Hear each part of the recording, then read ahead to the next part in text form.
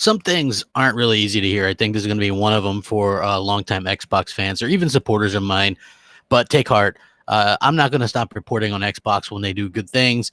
But for me personally, it's quite clear that Sony is definitely more towards the hardcore console gamer than Microsoft is, and that Microsoft ever will be again. Microsoft is very, very content going after subscribers and doing the subscription-based service thing, and I think that's good for them. I think that they'll be able to make a living off of that, and I think that's fine. I honestly do. I think that they're going to do extremely well for themselves, and there's no need to worry about Xbox. Xbox is going to be fine. Xbox is an app. It's going to be, something that Microsoft has on everything, and that's pretty evident. That's been evident for a while, so they're going to do fine. So when I say Xbox is going to be fine, that's what I mean. The console itself, I don't know how fine that'll be past this next one. I guess that remains to be seen how well the adoption rate is for something that's not actually needed, that Phil Spencer himself doesn't really care if you buy or not. I saw some very interesting tweets this morning. I was at work, but man, on a Saturday, you usually don't get big news like this. That's why I wanted to do a video. And I was like, there's a little bit too much for me to talk about to be able to fit it into one video. So maybe I'll do a live stream after I get done. And so here I am doing that live stream. And so if you guys are just joining me, please like, share, subscribe if you haven't already. Hit the bell. I would really appreciate it as you guys kind of trickle in. And I would really appreciate it. You know what I mean? So there's a lot to cover in this because I was going over this stuff just a minute ago while I was waiting to go live, and I saw some tweets. I saw Red Dragon tweet out, obviously about this big news. If you didn't know, Wall Street Journal posted this. I linked. What I linked was the TIC version of this because when I first went to the Wall Street Journal, it was like a paid thing, but I guess you can get to it through WSJ.com. Sony positions next PlayStation for hardcore gamers. Obviously, they're looking to kind of differentiate themselves, and a lot of people see that Microsoft is going after a certain type of gamer. And I think what Microsoft's idea is, hey, what's up, Mooch? I see Mooch in the chat. I see Xbot in the chat. Yeah, I do. Xbot, I get it. Obsidian is working on a new RPG. Ninja Theory is working on a single-player game. That's cool, but Obsidian is just now starting to get their game together. So for me, 3 to 4 years, maybe 5 years. I mean, that's a long way out. I do think that, we could see better games coming from Ninja Theory in the next year or two. But for the most part, I think most of Microsoft studios are kind of stuck in that, far off land of quite a whiles out and quite a ways out. So I keep that in mind as well. Hey, Mooch is allowed to join me if he wants. I think he's kind of busy, but I'm sure we'll probably cover some of this tomorrow. The DJ Sugar Pop says, I'm excited to see what the initiative will do. They said it's a quadruple A studio to make a new IP. Hey, I was excited for that too, but then you know what happened? They actually kind of recanted that a little bit, and now they have smaller teams, quote unquote, and they have a smaller team to pivot and be able to make a couple of different games. So I do have hopes that they might make some AAA stuff, but for me personally, I think that might be, being a little bit too much of a optimism type thing for me. So I do think that that's something that you have to keep in mind as well. But hey, look, I think that Sony is kind of hitting the nail on the head with what they're offering. And when I saw the Red Dragon tweet this out, it kind of reiterated exactly what I was thinking. And he said Sony's PR game is a generation above Xbox, clear, concise. They managed to do more in 2 interviews than Microsoft was able to do in a week of flopping around on the biggest stage, which obviously was E3. He says, this is all gamers want to hear. We're here for the hardcore and big AAA games. Microsoft, we're here for subscribers. It's very clear that Microsoft is actually here for subscribers. That's what they care about. They're going to make games, no doubt. But what's really refreshing to me about what Sony's talking about is they're talking specifically about big AAA games, right? Like, when was the last time, just honestly, all you guys, whether you're an Xbox fan, PlayStation fan, indifferent, whatever, PC, Switch, doesn't matter. When was the last time you've heard Microsoft use the term AAA exclusive for Xbox? When was the last time you heard that? Like, can't really remember the last time Microsoft even used that term, much less talk about doubling down on AAA exclusives. And I know you're going to go, Well, crap, didn't they just get 8 new studios? And again, I kind of reiterate that most of those are like AA studios. And when you look at the interviews that these studio heads have with Microsoft, or, you know, after being purchased by Microsoft, the majority of them mention Game Pass, right? So if they were a fit for Game Pass, Microsoft bought them. Now, I'm not saying that none of them are going to make AAA games. Obviously, 343, Coalition, Turn 10, Playground Games, they're making AAA games. You know, Forza, Halo, Gears, Forza Horizon, and Fable. Those are all AAA games. Ninja Theory, they could be working on a AAA game, but they have a 100-person team. 20 people are working on, you know, that Bleeding Edge game that's a AA game. You've got an undisclosed amount of people working on some VR game. And so the rest, which you could assume could be 50 to, you know, 60 people working on something, that could be AAA. It could be the initiative could have started a AAA game. That's true. Obsidian may be starting a AAA game, but that's 4 years out. If they're just now planning that. You know, there are games that are coming out, but they're not exclusive. They're not really anything specific to say, hey, I got to get me an Xbox for that. So I do feel like what Sony is doing in these interviews, right, is basically undermining everything Microsoft is doing, because Microsoft, in my opinion, is going about things very, very wrongly. All right. It's good because I think that Sony is going to go after this streaming crowd too. There's a reason why they signed that declaration of intent with Microsoft, and they're going to I fully think Sony's going to do streaming as well, on different platforms. You know, that you're going to be able to take your PS5 games or whatever, your PS4 games with you on multiple different devices. And I do think that that's something that is going to happen.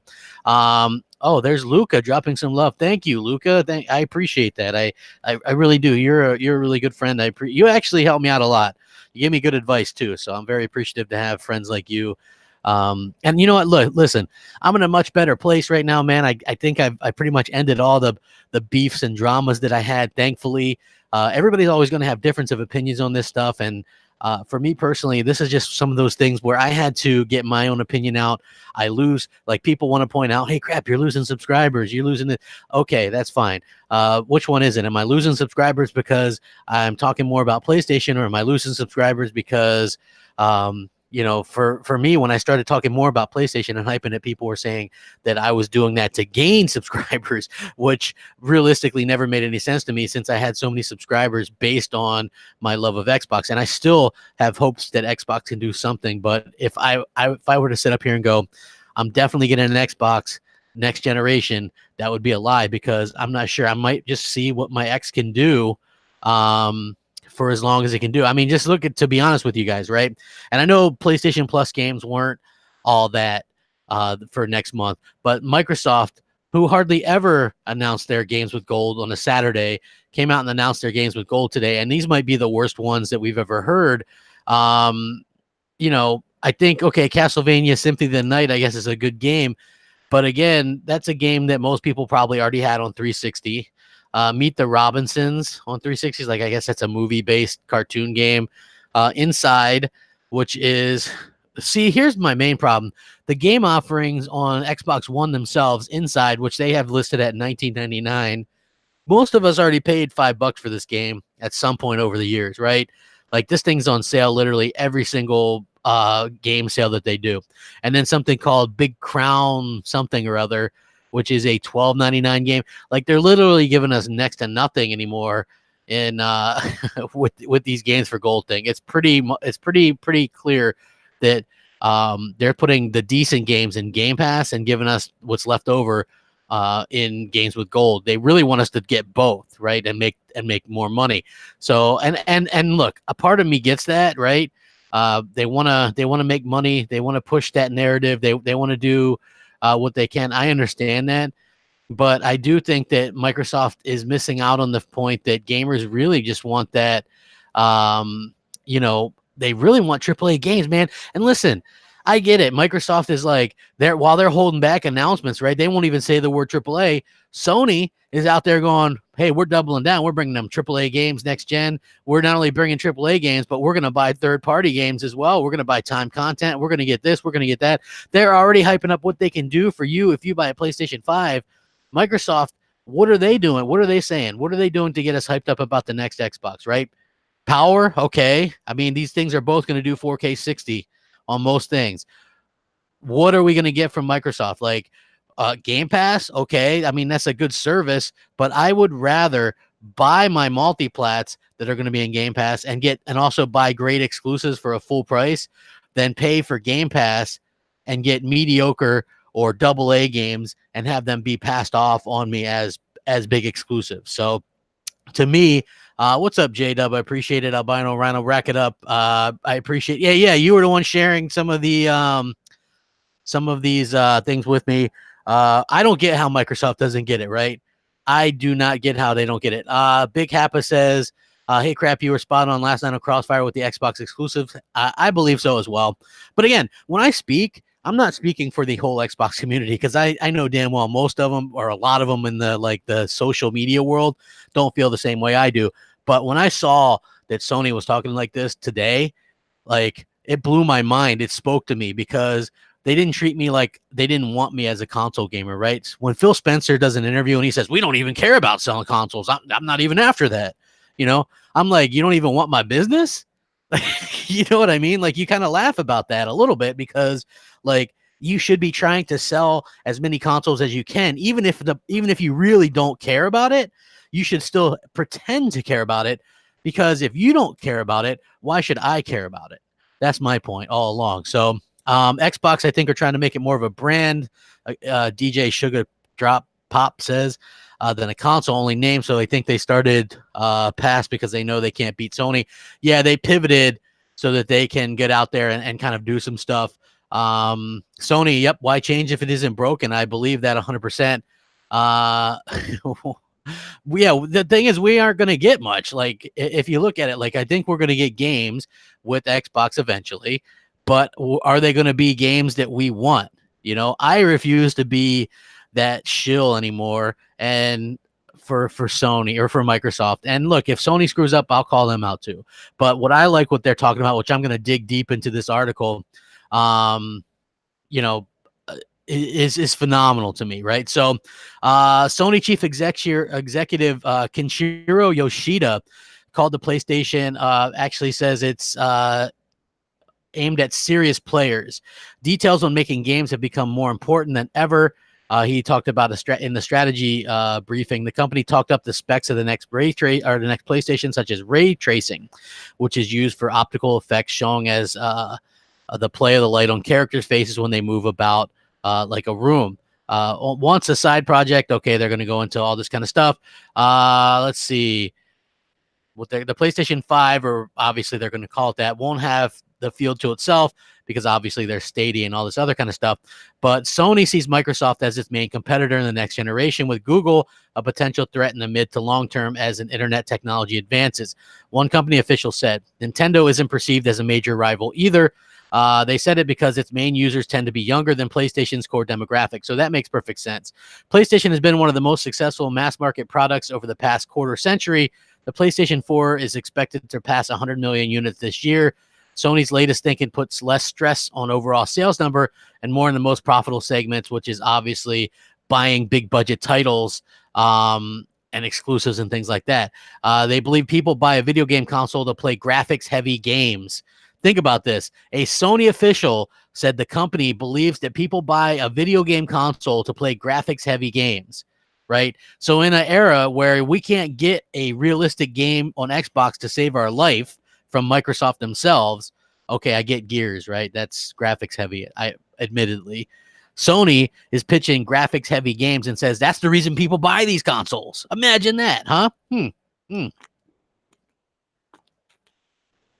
Now, excuse me while I take a drink. The strategy resembles that of Hollywood studios, including Sony's own Sony Pictures, which have tried to counteract the flood of free video entertainment available with the handful of blockbuster franchises such as Spider-Man. Sony's concentrating its attention on large software publishers, and they expect to do that more so as themselves to publish even more games themselves. He described the 5th generation PlayStation as dramatically increasing the graphics rendering speed and said the change clearly demonstrates why it makes sense to have a next generation console. He's looking forward to make more quote-unquote big-budget games at its in-house software studios, which already produce PlayStation exclusives. They said that he believes Sony's stress on large budget games and variety could lead some customers to continue to invest in the PlayStation and things like that. So basically, what he's saying is expect more big budget games from PlayStation first party studios. They're doubling down. They aim to expand upon their wildly successful portfolio through organic growth. They're even looking to possibly do some acquisitions, just like Microsoft. And what we do know is that they have a long list of exclusives ready to announce. So next E3, they're likely to be back. And I know Microsoft held off this past E3, right? They held off on talking about much in the way of new software. And the reason why they did that was because I believe they were waiting for Sony to come back. And that's, okay, that's fine. They wanted to wait for Sony to come back and for whatever reason. I mean, you could have had people sold on your Xbox and your new games coming out, but instead you played it safe. And now you gave Sony the perfect opportunity to go out there and sort of, do what they want next generation, right? So Sony's going to come out here next gen, and Sony's going to go out there and announce, a punch. Hold on. Maze Rage says 2 billion gamers, they ain't reaching me. Go crap. Yeah, well, listen, like I said, Sony's plans are definitely much more to go after people like me or some of us, right? They want that hardcore gamer. And I do believe that they're going to be able to achieve that through various different means and things like that. So obviously these big budget exclusives are more aligned. What we're talking about as fans, what we want as fans is the focus on us, right? So when was the last time Microsoft even mentioned hardcore console gamers or something like that, right? Like that's been a problem for me. And if you guys are just joining me, please like and share it out as I continue to kind of talk about this stuff. I feel like Sony gets it. Okay. During their most recent fiscal year, the PlayStation brand generated $21 billion in revenue, almost $3 billion in operating profit. It's generated from game sales, accessory, console sales, and things like that, and subscription sales. So Sony does do subscriptions. They do software sales. They know that's where the money comes from as well, right? They're going to do streaming and this kind of stuff. The difference is they don't make us as console owners feel like crap for wanting to play consoles or to feel like we shouldn't be neglected as console owners. And I feel like that's something that Microsoft forgets. Microsoft and Phil Spencer are all like, hey, play any games you want, wherever you want, on whatever you want, right? Great. But what about us console schlubs, right, that are forking over $500? Are you giving us any kind of unique experiences or reasons to buy your console? And the answer with Xbox is a resounding no. Middle of the road games and Game Pass. Like Game Pass is fine in and of itself, but can you honestly tell me if Microsoft was selling 10, 12, 15 million copies of their exclusives the way that Sony was, that they'd be putting their exclusives in their day and date? I tend to think not. I think they're using Game Pass as a way to kind of get some kind of attention on their games, because what else do they have? I mean, look, Sea of Thieves had no content at launch. You put it in there, and it does help it. Phil Spencer admitted that Sea of Thieves would have been dead without it. Crackdown 3, I don't even know if anybody's still playing this game. The last time I tried to go online with it, it couldn't find a room. So, again, if anybody played this game, they played it in Game Pass. They surely didn't buy it. State of Decay 2, very few people bought this game, even at a discounted price. It goes in Game Pass, and then it hits, 4-6 million users, whatever that means, right? I think Forza Horizon probably had the biggest chance of selling decently, and they still just count like the people or whatever. Like I would love to just hear some kind of hard data on this. While even GT Sport, while let down in terms of the Gran Turismo franchise, both in Metascore and content at launch, was able to they announced that it hit 7 or 8 million in sales. That's an incredible amount. That's probably more than 2 or 3 of the motorsport games this generation, right? So they're really doing a good job with pushing these games, and people are buying them and buying into what Sony is selling. And I think that's really, really smart. I think it just comes down to, Sony recognizing who their fan base is and sort of catering to that, right? Like, why would Microsoft not cater to the Xbox fan the way that Sony does to the PlayStation fan? What would it hurt Microsoft to go, hey, we love Xbox and Xbox gamers, and we can't wait to bring you this game on Xbox? Lately it's all, well, we can't wait to earn back PC players' trust. We can't wait to stream. Like, those things should be okay, right? I don't care about those things, but you can talk about them. I don't care if you talk about them, but why are those things taking precedence over the console, right? Like the console to me is still the in for gamers. And you can talk about 2 billion gamers all you want, but I honestly don't think that these 2 billion gamers are real. To be honest with you, I don't think that that's a real number. I don't think that's a feasible number. And I don't think that that's something that Microsoft or Sony is going to be able to actually achieve. Like you may be able to get some people to expand and use a phone and this kind of stuff with some of these games, but I think mostly people are going to just want to play, you know, hardcore games on a hardcore device. Those playing on the phone, I know a lot of people throw this at me, and I'll harken back to this Showstopper, right? BGST years ago, and this is not a knock on Showstopper at all, but he used to go when Sony first announced PlayStation Now and it was on Vita and all this kind of stuff. He goes, yeah, I like that idea. I'll stream it games to my Vita while I'm you know, at my son's football games or whatever. I don't think he ever did, but like that's kind of the mentality that I see with a lot of Xbox fans and xCloud right now, right? Like, well, on my lunch break, I'll you know, I'll stream some games or whatever. Or I'm in the doctor's office, I'll stream some games, right? Like, but will you? Like, do you, or would you just, you know, most people can download Fortnite or PUBG and get a couple rounds in, or Candy Crush. Like, are we really dying to play Halo Infinite on our phone and lug a controller around while we're at the doctor? Like, I don't know that that's a thing. You know, maybe it is for some people. Just for me, I find it hard to believe, especially since, you know, playing games tends to kill your battery pretty quickly. Like, what are you going to like stay plugged in all the time and carry a big controller with you? Like, I don't know. It just seems odd to me. I'm not sure that I really believe that that's something that's going to happen. And so, you know, I always say that, and then people just say that I'm, you know, that I'm down all the time. I'm not down all the time.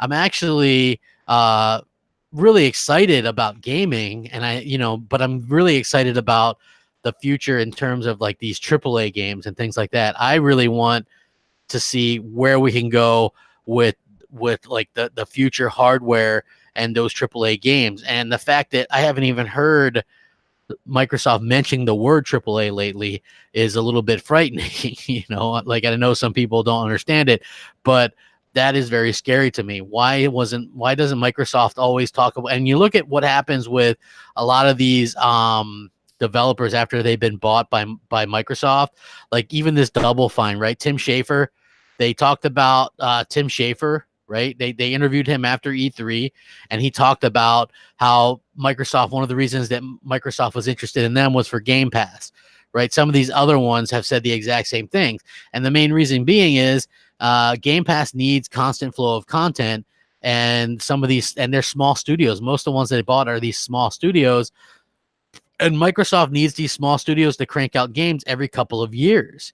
And so I think that's what, you know, that's what they have for them. And that's what, you know, that's why people, you know, are kind of are going there, or these developers are going there. Now, I do think that they will have like some AAA stuff, but for the most part, I honestly just think that Microsoft is perfectly fine with that thought. I think their idea is, let's put a Halo, Gears, Forza, or Fable out, maybe one every, you know, sometimes you're going to get a Gears and a Forza, either a Motorsport or a Horizon, or you're going to get a Halo and a Forza, either a Motorsport or Horizon in the same year. And then you'll get a Fable a year. And you know what I'm saying? So maybe their idea is to get, you know, a couple, you know, every other year you get two of those big AAAs, and then you get, you know, a couple of the smaller AA, and that's their plan. You know, State of Decay 3, you know, In Exiles games or whatever, Wasteland 3 or whatever. Like, I don't think there's a big market for those type of games, particularly on console. Now, yes, Obsidian is starting a new RPG. How long does it take to make one, though, when you're just starting? I think at least 3 to 5 years, right? That's a good incubation period for a good RPG if it's brand new. So you're looking at 3 to 5 years from right now, since they just literally started. We're in 2019. You're looking at 2023, somewhere around there, right? So I believe that one of the reasons that Microsoft keeps offering these deals to get Game Pass Ultimate as much as you can for $1 right now, right? Convert all your remaining gold, which I think you're only allowed to go up to 2022, and then you can get the Ultimate for $1 more. I think the reason that they're doing this is because they want people locked in, because they're not going to have a ton of like new stuff or thrilling things. So they want you locked in so that it always looks good. Their numbers always look good when they're reporting them back to their investors. And I think that's exactly kind of what's going on. And that's smart. I think Game Pass is good. I think it's a really good service. I just think that, that there's a lot better things they could be doing if they focus more on like the AAA games, trying to get people excited about the future of Xbox. And when I say the future of Xbox, I mean the box itself. I get that they're putting their stuff on PC, but I do think that, if they could just put a little bit more focus on the console itself, a lot more people would be happy and feel less left out. So personally, I feel all the time left out by Microsoft when they do these kind of things. We hit over 300 people watching. Please like and share it out if you don't mind. I'd like to get up to over 100. 100. The Connor McBee says, I got the contract here, crap, for the blue team. The green team is a dumpster fire sinking the Titanic. Dude, you don't got to sell me on the PlayStation 5, man. Sony just did it, right? Sony told me exactly what I wanted to hear from Microsoft. So I'm there for the PlayStation 5 day one. I'm telling you that right now. Mark it down. Crapgamer getting PlayStation 5 day one. I'm buying that thing. And I think there's going to be some nice games to come out at the launch of the PlayStation 5. I actually do think, so Microsoft is going to have an uphill battle because they think the old guard stuff like a Halo Infinite and a Forza Motorsport 8 are going to be huge megatons, and people are going to be really invested in Xbox, and maybe so. But if I can play those games on my X, probably close to 4K anyway, who cares? I don't see a need to go and upgrade for games I can still play on the X pretty well right now. Abby Power says CrapGen 720. Well, tell me this. When was the last time Microsoft mentioned the AAA exclusive? When was the last time they announced one? 2015, I can tell you that. When was the last new AAA exclusive that actually released? 2016 with Quantum Break. So we're in 2019. That's already 3 and 4 years respectively. There was a point when Microsoft completely stopped creating games and creating new IP, and that's a sad thing. Considering everybody talks about how much money Microsoft has, the fact that they weren't able to go out there and create games for a particular period of time is almost sad if it wasn't so pathetic. So if you guys want to know what to expect from Sony next year, right? So Sony, obviously they've got a great studio. Look, Sony Bend, the creator of Days Gone, they already got greenlit for their next game, which I'm going to go ahead and go out on a limb and say it's probably going to be Days Gone 2, because Days Gone 1 sold like gangbusters, right? That game sold incredibly well. Not only did it sell well here and go number 2 back-to-back months on the NPD, which is fantastic, right? I don't think there's a game this entire generation that stayed in the top 5 for Microsoft back-to-back months in the NPD. Not Halo, not Gears, none of that stuff. Most of their stuff doesn't even hit the NPD.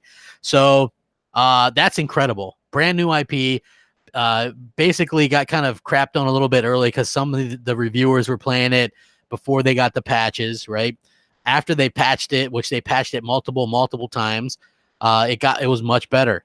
So that game realistically probably should have been an 80+ rated meta game, and it sold really well. People, by word of mouth, people found out how good it really was, and then they bought it, and now they're going to get a sequel to that, right? So we think Uncharted's dead, right? Because Naughty Dog's not going to do anymore, right? But no, because Sony actually has a secret new studio in California with ex-Naughty Dog people, right? Which is in San Diego, and they're supposed to be working on this next installment of Uncharted. So realistically, you're looking at Sony to have not only new IP next generation, but they're going to keep doing their great amazing IP that they've been having all along as well. So there's rumors of like stuff like Bloodborne 2, new Uncharted. You're going to get The Last of Us 2, and I know that's going to be PS4, but something tells me that there will be a PS5 version. Naughty Dog is supposedly working on a new IP as well for next generation, so that's something to look forward to. The Horizon Zero Dawn 2, so many games coming out. It's just realistically, it's not fair that a company can have so many great, amazing titles and have it seems like it just comes so easily to them, and Microsoft has to struggle for everything they get. right? Like we never get almost anything from Microsoft in terms of exclusives like that. Like, why, as Xbox fans, do we gotta set our sights so low, right? Don't get excited, right? Don't set the bar too high, because we can't even, apparently we can't even get we can't even get excited about announcements anymore. You know what I mean? Like, that to me is piss poor. I don't understand why we can't get excited about stuff. You know what I mean? So that to me is explains why I'm kind of salty, I guess, about some of this stuff. And to see Sony come out and not only say, hey, we're there for console gamers, right? They actually mentioned the freaking console and console gamers instead of saying we don't give a crap about you. Hey, imagine that. I think that is absolutely fantastic. And that's something that I'm very excited about. Look, wait, Xenu Music says Forza 4 hits 10 million. 10 million players, bro. That's not 10 million sold. Like, here's the thing when you have to take in mind, and I'm not knocking that because that could be still successful, but 10 million players means that somebody could have been booted it up on Game Pass and then played it for 5 minutes and then stopped, right? That doesn't mean that 10 million people bought the game. Okay, I'm sure that the game is successful. It's a good game. But for me, I just feel like that's not good enough. Like, I feel like Microsoft is kind of segregating their own audience with all this crossplay stuff and with their idea that their games are on everything, because there probably is a small percentage of people that maybe won't buy a console now, right? And they'll play their games on PC. Well, I don't want to play against PC gamers. I don't want to play against PC and mouse. So I'm going to have to turn crossplay off, but that's less people that I would natively play against on the Xbox. Same thing with streaming. Maybe there's some people out there who can't afford the next Xbox or don't have a Xbox One X right now. So they want to play streaming. Well, I'm sure crossplay is going to be an option. I hope I have the option not to play against those people because I feel like I'll be at a huge advantage. And, I know I get made fun of a lot because I play games on easy mode sometimes.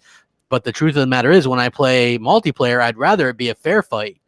So I would much rather just play against people on another console.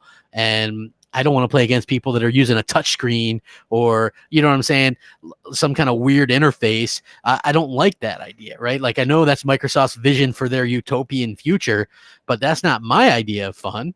And so I always think that, Microsoft, kind of the way that they do things lately anyway, isn't exactly for me. And I know that some of you guys could be very excited by some of this stuff, and I get it.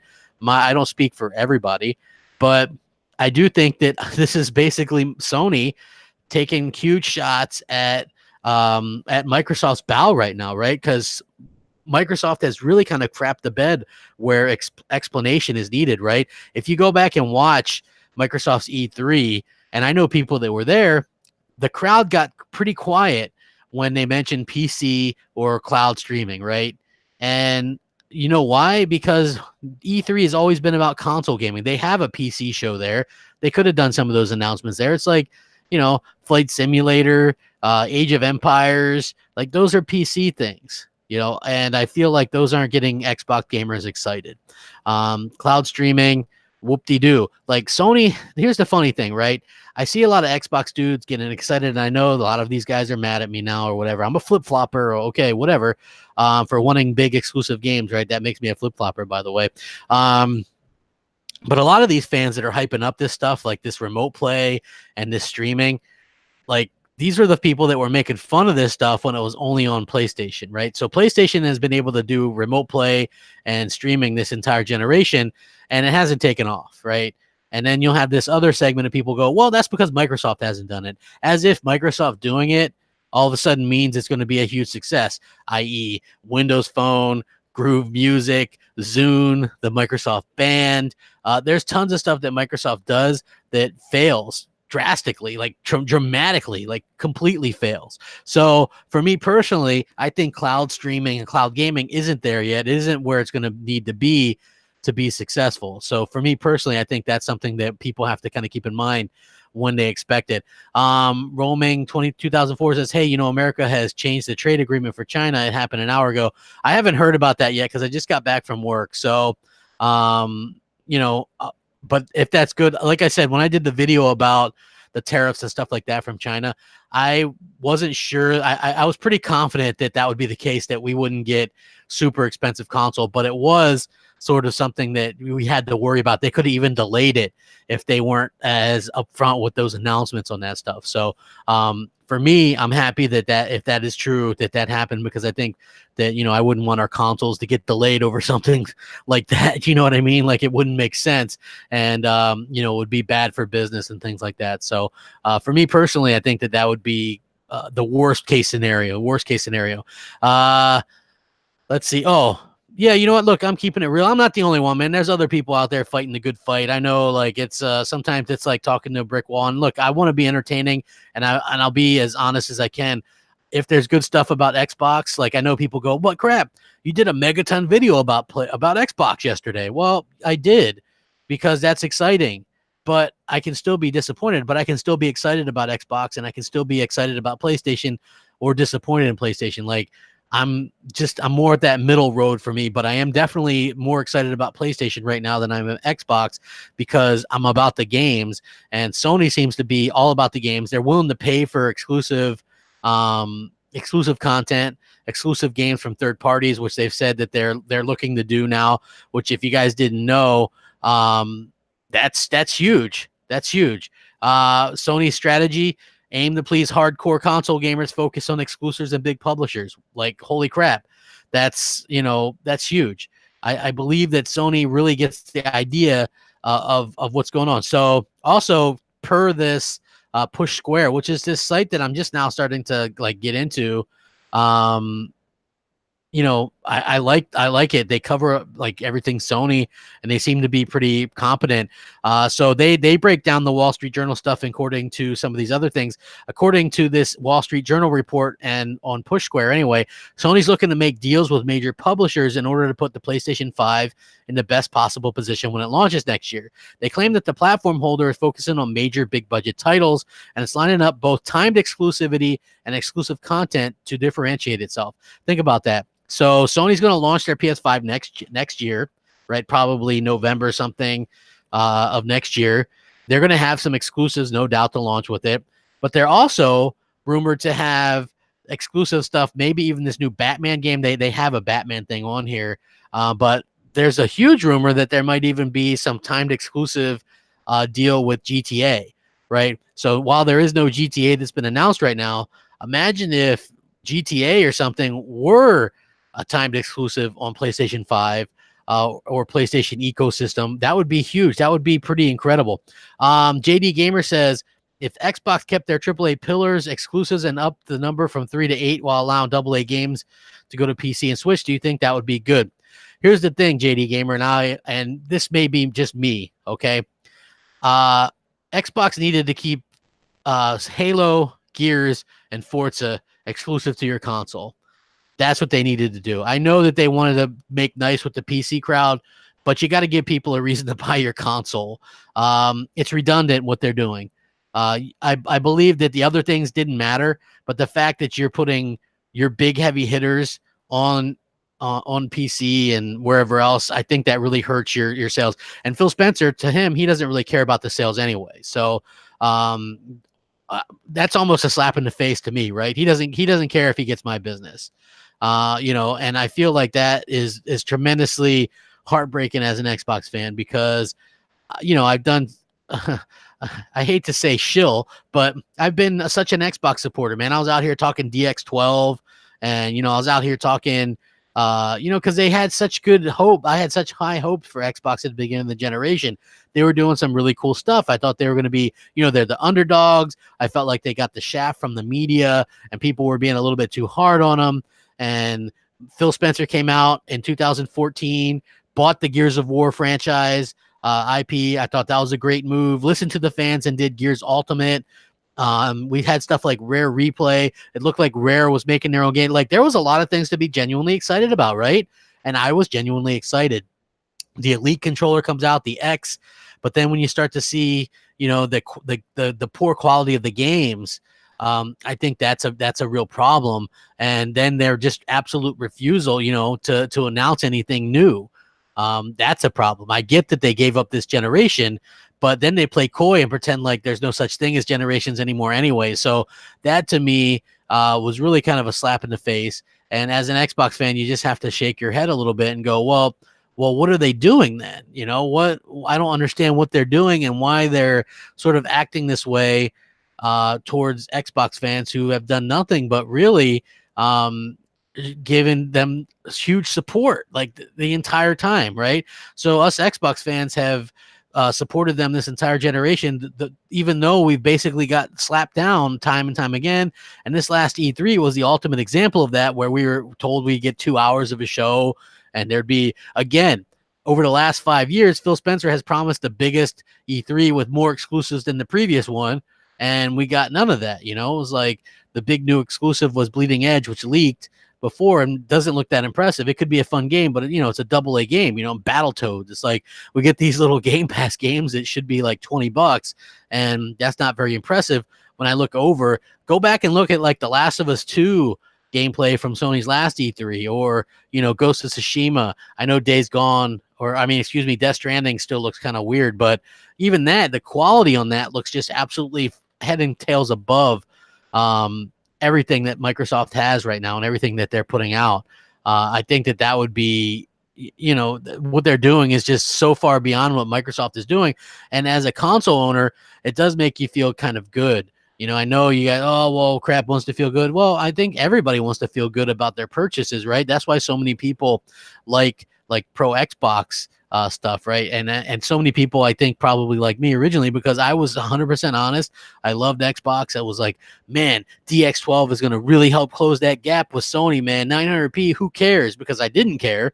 And I don't care. It's like next gen, a little bit of more better hardware versus software, ray tracing. It doesn't really matter to me.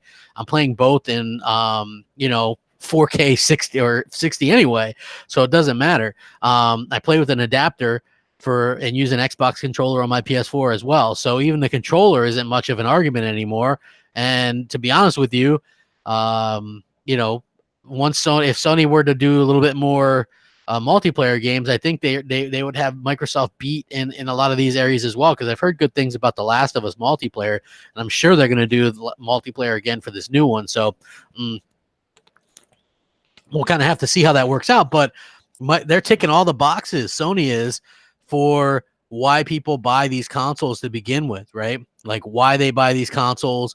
JD Gamer says, I honestly enjoyed the first 3 to 4 years of this gen. It's only been the last 2 that we've run out of games. Yeah, I mean, I would say, the last 3 years, maybe 2.5. We've really kind of run out of everything. Give me your jacket says, crap, you are more into the console wars than the product. You're focusing on the competition more than the actual product. I've invested in Xbox just as much as you, and I'm not cheerleading Sony. Well, have you played any PlayStation games, right? So let me be clear. All your favorite Xbox YouTubers, all your favorite, and this is not a knock, this is smart. All your friends, everybody's going to get a PlayStation 5 next generation. Everybody's going to. And that's the smart thing to do. You know, Sony's going to have timed content.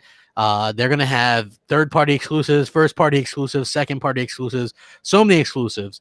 Microsoft is counting on these services, right? That's all they care about. So which one do you think is going to more appeal to the average hardcore gamer? The company that's just going after services and trying to get these casuals, and that's their main goal because that's all they talk about, or the company that's like, hey, we really care about the console space. We really do care about this. We're going to go after big AAA games, get you content, make you feel like a first-class citizen. So you can sit there and tell me that maybe I'm too invested in this or whatever, but I'm going to go, and I'm going to probably end up with both eventually, but there is no way that I'm not getting a PS5 day and date when it launches. I'm going to put my money down on that thing, right? And I can't tell each of you what to do, but if you were to say, what's your advice? I would say, listen to what these companies are saying. Which company is saying more what you want to hear as a console gamer? Okay. Which company is giving you the most reason to buy their product? Okay. And I think it's stupid to really compare anything but games at this point, right? Which company is going to give you the best opportunity to play the most and better games next gen? Are you sold on the fact that Microsoft will be able to actually commit and achieve great exclusives or console exclusives, whatever that is to them. I don't know, right? Like, I think some of the smaller stuff could even end up on Switch. Are you even sure that we won't see a Master Chief collection on the Nintendo Switch or a PlayStation next gen, right? At what point does Microsoft just go, screw it? Well, you know, we're still making an Xbox that'll keep a certain subsect of fans happy, but we might as well publish our game on the competition because they're selling so much better than us. People are going to buy the PlayStation 5 like 5, 6, 10 times more than they buy the next Xbox. You can lock that in. I know people like to like take audio and like record it and save it, but I'm telling you, it's going to happen. Sony's going to jump out to a bigger lead next gen than they had this gen. It's going to be ugly, and Microsoft is going to try to pivot again, right? Because they don't, and they're going to be like, internally, they're going to be like, how'd this happen? We were for the players. We were doing everything, anywhere you want, any game you want, any device you want. Well, if you think about it, stupids, that's your problem. Give people on a console a reason to buy your damn console. You can also stream, right? But don't make that the forefront focal part, right? That's what Sony's doing. You're going to be able to stream with them as well, but that's not the thing that they're shoving down our throats time and time again. And I think that's the difference. You know, that's the big difference from these two companies. Hold on. JD Gamer says, all Microsoft has to do to win the hardcore is to let their nuts swing.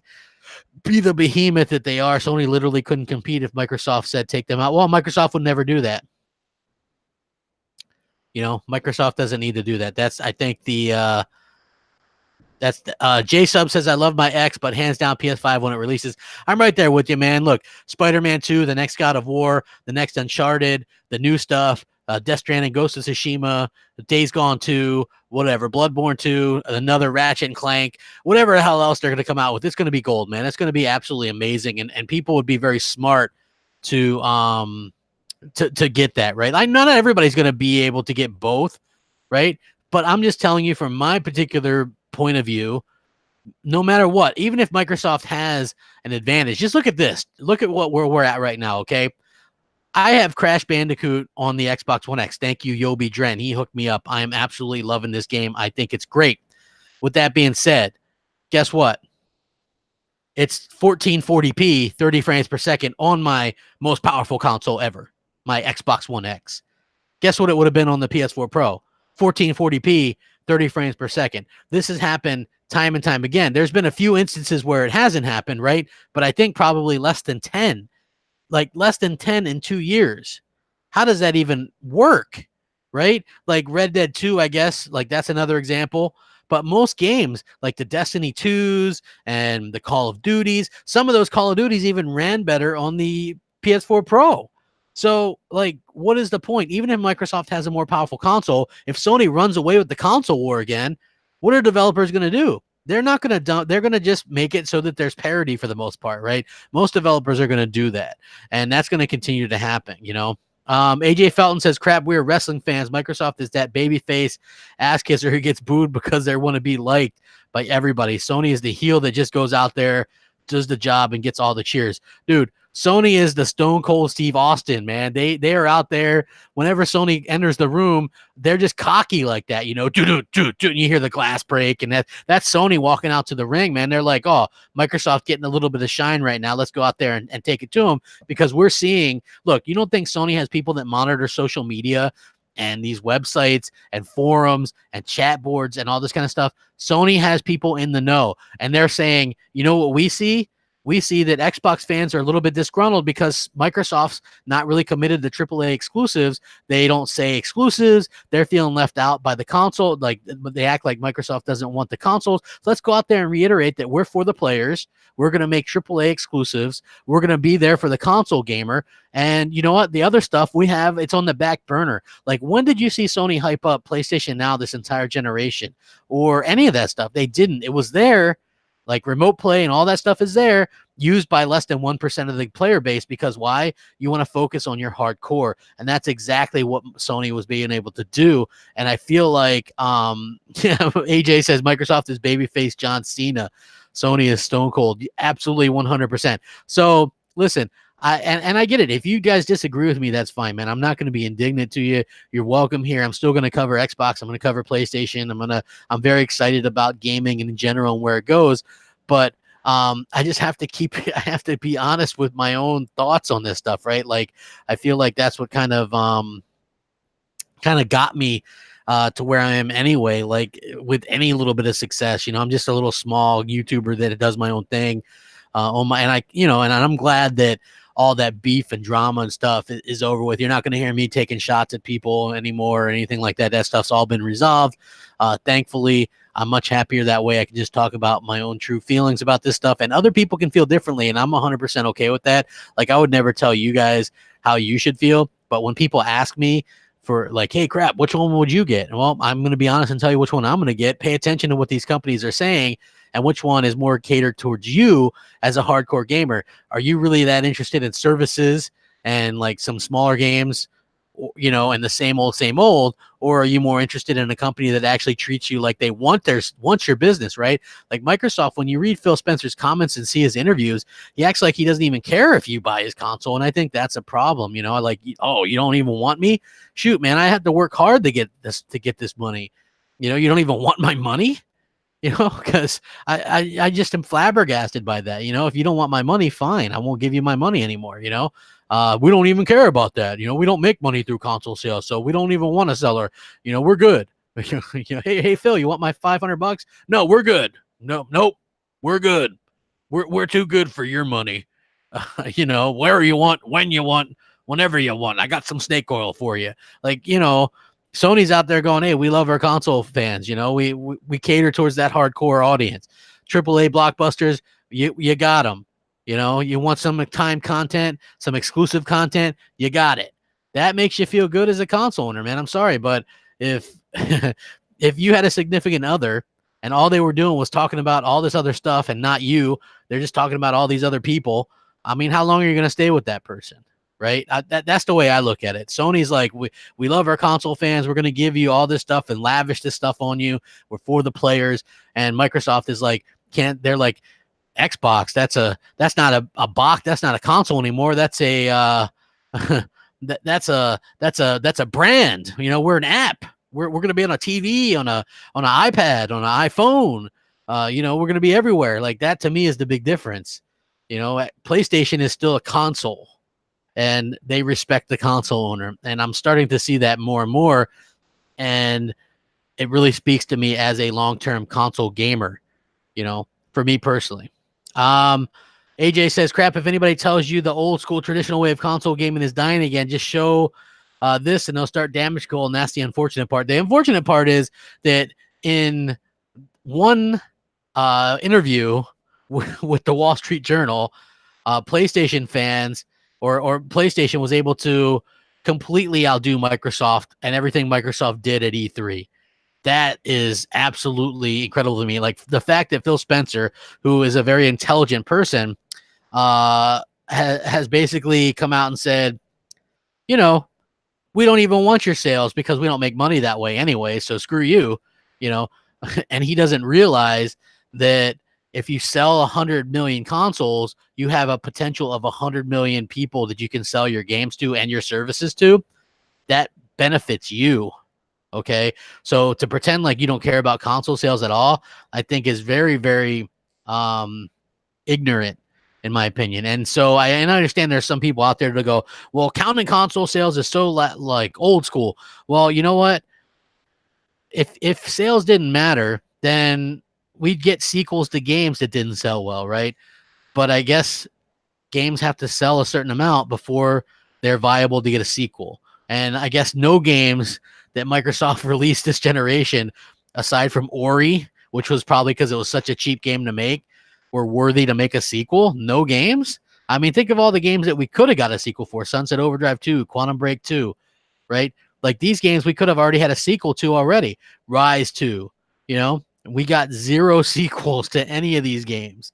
It blows my mind that people kind of damage control and just kind of make excuses for Microsoft. And I'm not saying I hate Microsoft. I'm saying that I hate the fact that they were so quick to sort of drop support for this $500 console You know, and we've had to struggle and beg for new content announcements, and they refuse to give us that, right? Like that's probably what makes me the most salty of all, right? Everybody's just like, you know, even Microsoft, it's a meme. Wait till next year, right? And now we continue to wait for next year, and that's really unfortunate. Hey, just a you know, so yeah, it is unfortunate. Hey, hit the like button, guys. I would appreciate it. Maybe I can get to 150. Let's see. AJ Felton says his messages are all over the place. He says he wants to be number one with Scarlett, but then says console sales don't matter. This dude's messaging is conflicting and confusing. I think that's the big thing that bothers me too, AJ. You know, that's what really bothers me is I really feel like Phil is all over the place. Remember, in 2014 he said he's in it to win it, and now he just said that again. He's like, I want to win with Scarlett, but then in the next interview he's like, console sales don't even matter. It's all about software sales and this kind of thing. Hold on, let me see. I see some really good questions in here. Sofa King says, crap, it's only a matter of time before the Xbox becomes the next Windows Phone Groove Music Zune. Here's the thing, Sofa King. Xbox will be around. Xbox is going to be an app that you use on your PC, on your phone. That's what it's going to be, right? It's not going to be the box that we're used to, right? That's the problem for me, okay? So yeah, I think that's what it's going to be. You know what I mean? And that's the really unfortunate part in my opinion. PlayStation is going to continue to go on. I think it's too early for streaming to be the only, you know, to get all the buzz and stuff that it's getting. You know, I know Stadia is a thing and xCloud's a thing and this is a thing and that's a thing, but for me personally, I feel like it's too early to really kind of focus on this stuff as a whole. You know, and I really do hope that, you know, Microsoft maybe last minute decides to start talking about their console again, you know, start making console owners feel welcome again, because they can sit there and go after these PC crowd, and that's fine. That's all well and good. But in my opinion, you've lost a good portion of the console crowd. I mean, you're in last place, right? And you're looking at a mass exodus. I'm not the only one, right? Look, think of all the people that left Xbox 360 for PlayStation 4 at the beginning of the generation. There's going to be another mass exodus, right? Just honestly, it is. It's going to be a huge mass, and you're going to see. I think I won a corporate slave award at one point for Microsoft, right? Like I was known as this unflinching Xbox guy, unapologetic Xbox guy, and now we're at a point where, you know, it's just kind of it's getting harder and harder to be an Xbox person. You know, it's getting harder and harder to go, well, yeah, they'll come out with a cool announcement, but it's never an announcement for a game, or hardly. You know, they never announce anything for you don't even get any hope. You know, and that's the real sad part. Like they don't mention AAA games anymore. The games with gold is trash. You know, they stopped doing the backwards compatibility stuff. Nobody even blinked an eye at that. Right? How many thousands and thousands of games were on Xbox 360 and they give us 600 and call it a day? I don't get it. You know, I don't get it. I don't get it. The Xbox is going to continue to lose. Ronnie Williams, I can spell very, very well. Very educated. So yeah. Hey, Crap's a sellout. Guess Microsoft didn't pay him enough to shill. They cut his funds, kind of like Xbox first party. Bump. I agree. Man, I couldn't cash my check, man. They were like, damn. Sam Walton says you can't sell out to a console, people can switch. Well, it's not even really switching, because I still have an Xbox One X. Unless Microsoft blows me away with unless Microsoft blows me away with their pitch for Scarlett and some amazing new IP at launch, I'm not going to get one at launch. That's just a fact, you know. But I will get a PS5 at launch, because I'm all in on big AAA exclusives, timed content, third-party exclusives, VR. You know, I'm all in on all that stuff, to be honest with you. Their UI works. I can watch Hulu. You know what I mean? That's what I'm saying. You know, that's what I'm saying. So, hey, I love gaming too, Ryzen G. But I don't know if the Xbox console even needs to do well. Hey, I'm closing in on 400 just on a random day, man. That's pretty damn good. Please like this out, share it if you haven't already. I really do appreciate it. Let's see. Crap. Let's wait for next E3. No, Clint. No, bad Clint. No, no, no. I'm not. I can't do it, Clint. I'm sorry. I'm not going to be able to say wait till next E3. That's a joke. You know. Even look, when you have a strategy to aim to please hardcore gamers, hardcore console gamers, and focus on exclusives and getting time content and third-party content for your fans, that says it all to me. I mean, what more can you say to really impress upon and prove upon what you've already built this generation, right? You basically laid the smackdown. Like, we don't know what the console sales are, but we do know that Sony is like at about 100 million, and we know we can probably see that Sony is, or Microsoft is probably between 39 and 45 million. Like, when you have 55, 60 million more consoles sold, I think that pretty much says it all. I just I just really think that kind of says it all, and it's disappointing that Microsoft is not able to focus on their hardcore like this. So if you're just joining me right now, Sony has come out with a Megaton, right? And I don't use that lightly. I know I kind of was the nickname Mr. Megaton or whatever for years because I used to go Megaton and everything was a Megaton. I really stopped doing that because it takes away from the fact that when there are Megatons and you talk about it. So if you are just joining me, Sony has talked to the Wall Street Journal and they are talking about what their plans are for the PlayStation 5.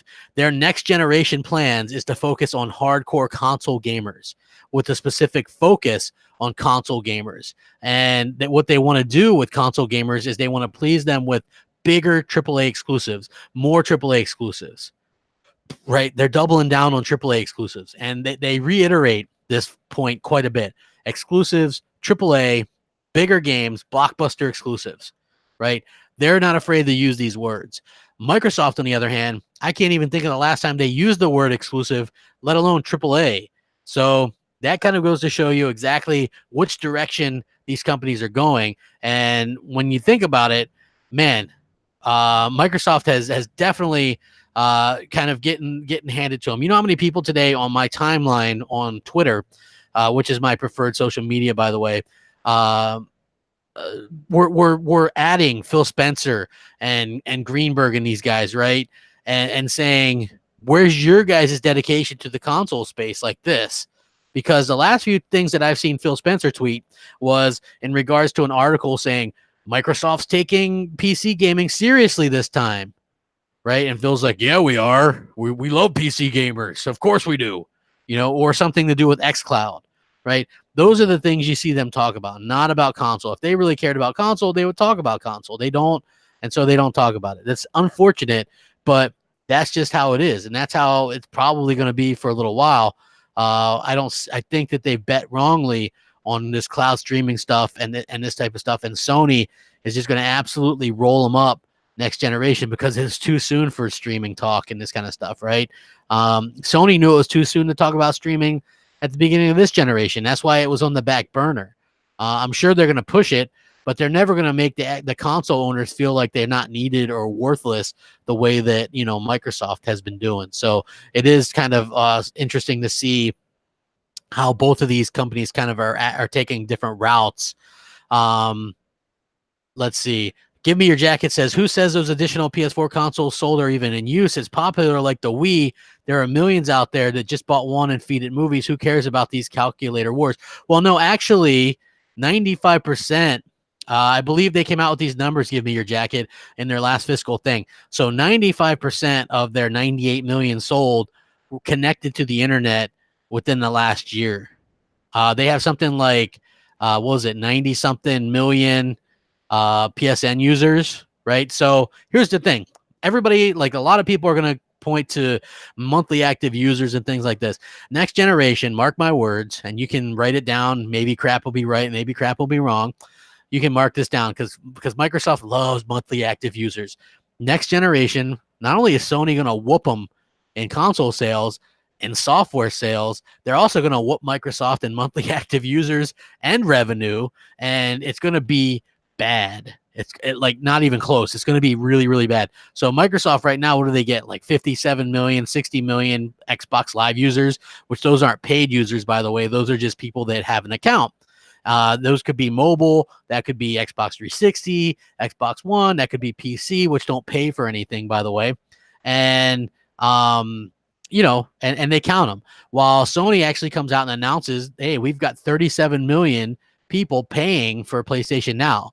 So I would wager that Sony has more people paying for PlayStation Plus than Microsoft has paying for Xbox Live Gold. Gaming for Days Raw says, who needs the next gen Xbox? Xbox One X can do 4K and 60. PS5 day one, AAA exclusives, and next Xbox may have to wait. Good show, man. Thank you. Exactly my point. You know, I think that that's exactly what they're trying to do. You know, Simon Bralick says, in all fairness, hardware isn't as important as software sales. Nintendo starches PS4 software sales on average. Listen, in all fairness, if you have 100 million consoles sold, Simon, you can have better software sales, right? Like, when we don't know, Microsoft stopped announcing sales of their games and hardware for a reason, right? And the reason was they were getting skunked. And that's just a fact. Like, they were totally getting skunked. They are getting beat handedly in both software and console sales. So that's the reason why they stopped talking about them. If they were winning, if you're a gamer right now and you could be an Xbox fan, answer me this in the chat. Do you honestly think in your heart of hearts, if Microsoft were winning the console war and Sony was in second place or third place the way Microsoft is now, that Microsoft wouldn't be announcing numbers? Why wouldn't you announce numbers if you had such a significant lead over your competition? You don't think that your shareholders would want to hear that about the numbers and things like that? I definitely think they do.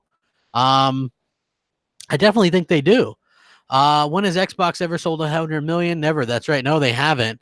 Hold on. Says Chris Jones says, crap, is it true Phil Spencer is banning people from his Twitter account for asking questions? I don't know if he's banning people or you mean blocking people, but I know for a fact that he unfollowed quite a few people who were a little bit unhappy with their E3 showing. So I do know that that's something that is happening. So yeah, like that's exactly it. All Digital 84 says you need hardware to sell software. That's a stupid argument. I agree 100%. So why is Phil out there saying it doesn't matter?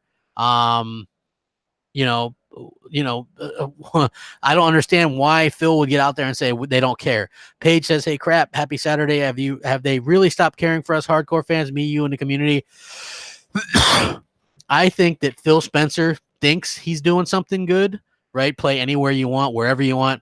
But I feel like he misses the part where people could have already done that on PlayStation or on phones and things like that all along for years, right? If we really wanted to play games wherever we want, whenever we want, we've had options: Vita, 3DS, 2DS, phones. There's been different devices where you can hook controllers up to phones and stuff like that. I feel like Phil probably thinks he's doing this big thing, but it's not a big deal. Like, Microsoft tends to think these things are huge deals, right? Like Play Anywhere, right? How much did they pimp Play Anywhere? Very much. Oh, Play Anywhere. And then they came out later, like years later, and says, you know, there's not really,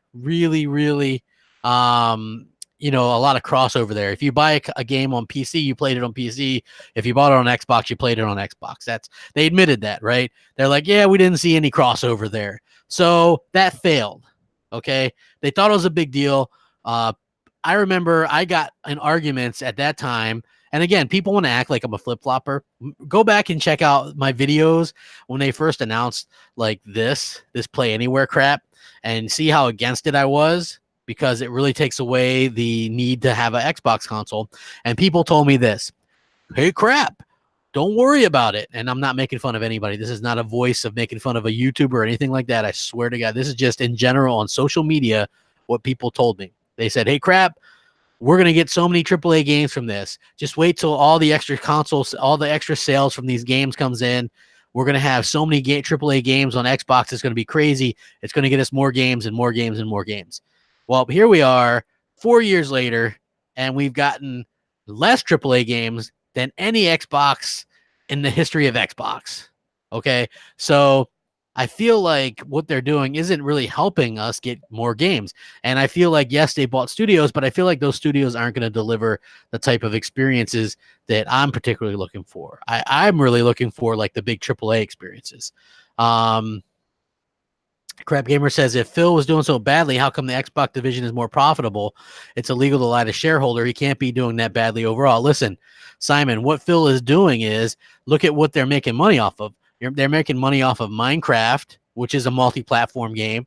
They're publishing. Listen, they're going to make money off of Psychonauts 2 going to PS4. They're going to make money off of The Outer Worlds going to PS4. That's a first-party game, right?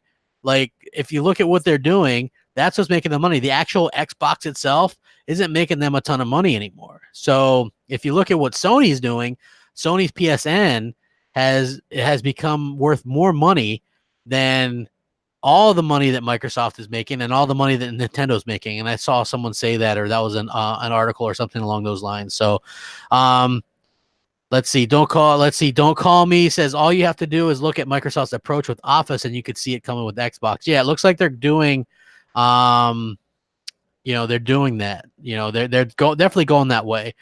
They bought crappy AA studios. Billy Monahan says that. That's exactly my point, right? If you look at what they actually bought, right? So we can all get excited by the amount of studios that they bought because I think that's cool, right? They bought some good studios, but at the end of the day, what studios did they buy, right? They bought studios that realistically that realistically are AA or are going to do filler for Game Pass, right? I mean, we can look at what the studios are. Like, tell me in your heart of hearts, again, Xbox fam, where exactly are these what exactly are these studios going to make that's going to make you happy in terms of games? Like, which ones are going to make AAA games? Like, it's easy to kind of look and see what studios they have, right? So I'm looking at it right now, and they have 343, who's always going to do Halo, the Coalition, who's always going to do Gears, Turn 10, always going to do Forza Motorsport, Rare, who is doing Sea of Thieves and another multiplayer games as a service. They have Minecraft. They have the Initiative. The Initiative I have hope for, but supposedly that's a couple of smaller teams making smaller games. I don't know. That's what I've heard according to their own words. Or anyway, Undead Labs, who's making State of Decay 3, Playground Games is doing Forza Horizon and Fable, Ninja Theory, who's doing Bleeding Edge, a VR game, and something else, supposedly a single-player game. If that's a AAA, great, but it might not be a AAA game. You've got Compulsion Games, who did We Happy Few, which wasn't very good, and they're supposedly just now starting a new game. So you're probably 3 to 4 years out on that. And again, that's probably going to be a AA game. You have In Exile, which supposedly are starting something new. But again, they're more of a AA studio, does stuff like Bard's Tale. I don't know if you ever heard of that, or Wasteland, those top-down isometric type games. Obsidian, they're a big kind of AAA studio. They're doing Outer Worlds and might end up having to do Outer Worlds 2. Both of those would be multi-plat and be on PlayStation. They have started a new RPG. You got to think that's at least 3 to 5 years out since they're just now starting. And then you have, obviously, Double Fine, which is doing Psychonauts 2 and a game called Rad. And both of those games are multi-plats going to PS4 as well. And so, yeah, I mean, that's their studios. It doesn't sound as good when you say it out loud, guys. I'm sorry. Like, it just does not sound like they're doing amazing stuff. For me anyway, like, that doesn't sound impressive. JD Gamer says, does the VR game from Ninja Theory give you hope for VR on Xbox? No, because that VR game isn't on Xbox. It's only on PC. So, yeah, Joe Freeman says, who says Rare is making another games as a service? They're making a multiplayer game, different than Sea of Thieves, but supposedly, again, I guess I should have clarified that that's the rumor, is that it's another multiplayer only game, according to insiders or whatever. So, yeah, look, think about it, guys. What game suits Microsoft and Game Pass the most right now? It's definitely Rare. And, you would have to think that with this, I guess, the success of Sea of Thieves, it would be multiplayer. Mega Cloud says, "Crap, are you a PS channel now?" No, I am a gaming channel, as always. If there's good news for Xbox, I'll say it. I'll do a video about it. If there's bad news, I'll say it about it. You know, that's that's just the fact of the matter of how I'm going to do things from now on. Unfortunately, Crap. You think PS5 will sell more than PS4 in the long run? I think the PS5 is going to do 125 million consoles, maybe 100 and I think I predicted 150 earlier on Twitter, but I think 125 million. It'll do 125 million. So, um, hmm. Hey, Crap. What would your 2019 self say to your 2015 self? Be prepared to be let down, Crappy. Be prepared to be let down. Be prepared for people to be kind of fickle once you see the direction that Microsoft is going, and don't let it get to you. So, I mean, I don't really let the stuff get to me anyway, but it's just one of those things. Hold on.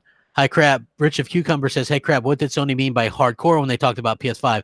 They're talking about hardcore console gamers, right? They're talking about, they're talking about hardcore console gamers like me, right? Like people that want big AAA exclusives, not like the little indies and stuff like that. They're on a roll with these big AAA games, and that's what they're talking about. They want more exclusives and more content. So it's not just you, Crap. Many other Xbox only channels are getting tired of Microsoft BS. Yeah, Microsoft isn't going to have much of an impact on the creator space next gen. I feel like influencers and stuff are going to be mostly PlayStation centered. JD Gamer says, "Real talk, will you eat humble pie if Microsoft comes out swinging on all cylinders next E3?" And I hate to say that next E3, Crap. Listen, if they come out with a good E3, I'd be happy, man. That's more games for me to play. But unless they come out with some new AAA IP for the launch of Scarlet, I don't see myself buying a Scarlet at launch. And I'm talking about something with realistic graphics, realistic style. Okay. If they don't have anything brand new, and it's just Halo and Forza to launch their next console, there is no need for me to upgrade right away. That's just not going to happen. Power Gamer X says, "Glass half empty, Crap again." Then, yeah, well, no, listen, I don't really see how it's glass half empty, as we've continually had the glass tipped over by Microsoft themselves. I mean, how often am I supposed to like get slapped and then just turn away? Look, recently, I know a lot of you guys kind of follow this. I was caught up in a few different dramas on YouTube and Twitter or whatever.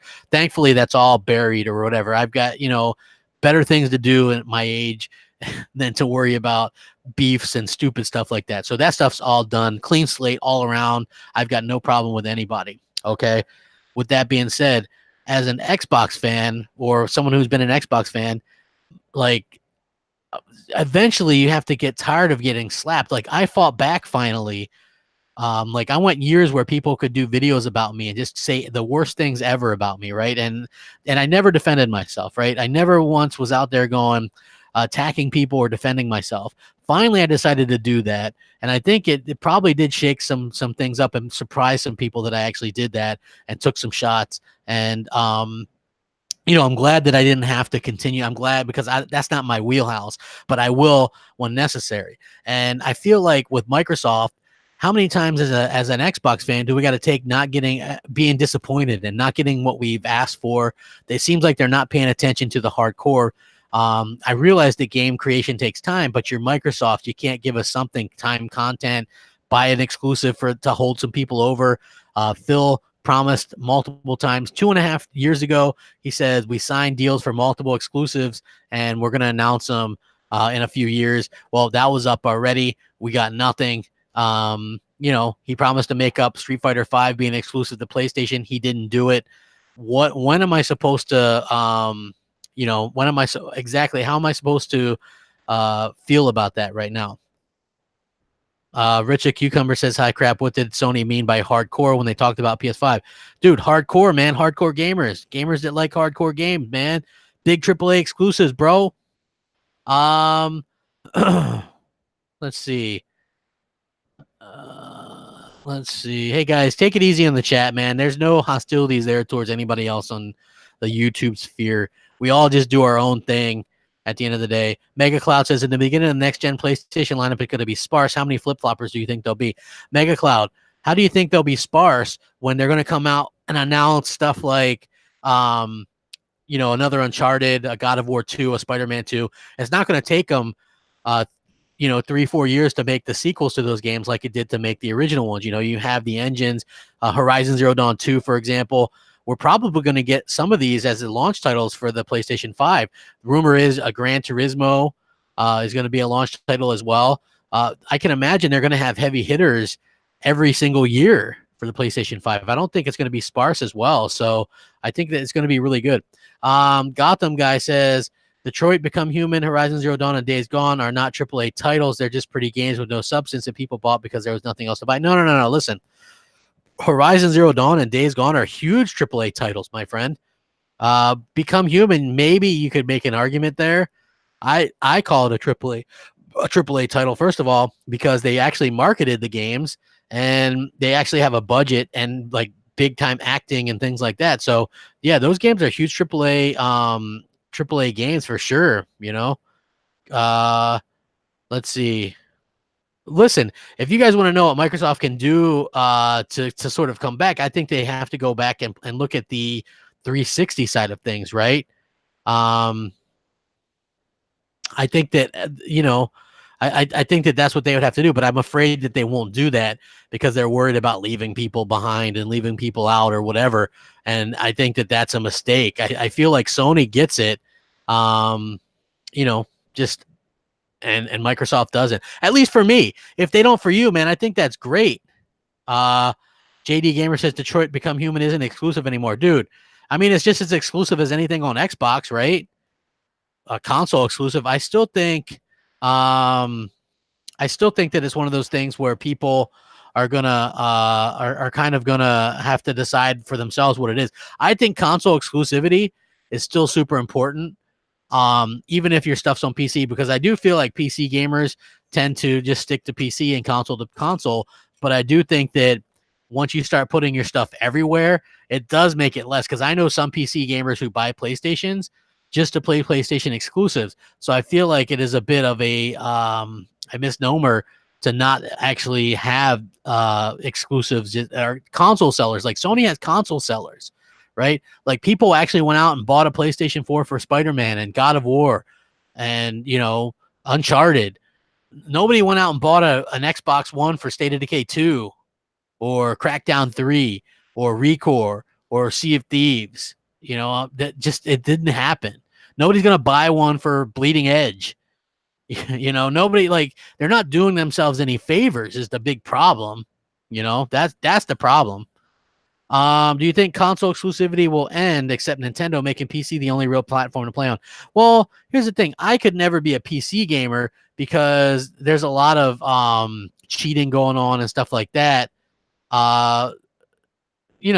That's basically how I feel about it. Plus, I feel like multiplayer games, keyboard and mouse, that's very uneven.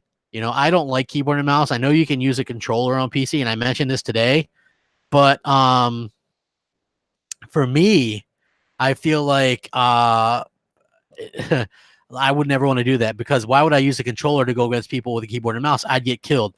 So the Wall Street Journal piece today was basically, and I saw Colin Moriarty tweet this out, is Sony's aiming PS5 at hardcore. They're not going to be at the Tokyo Game Show.